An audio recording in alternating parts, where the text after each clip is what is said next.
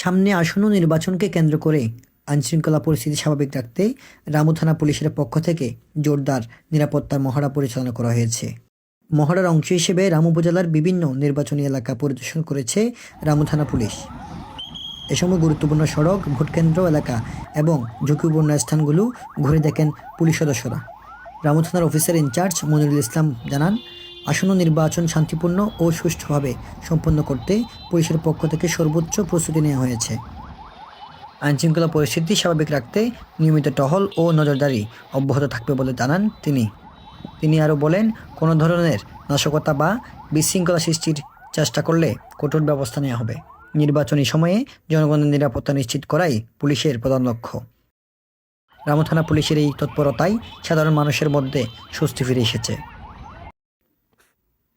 News desk, রামুকণ্ঠ।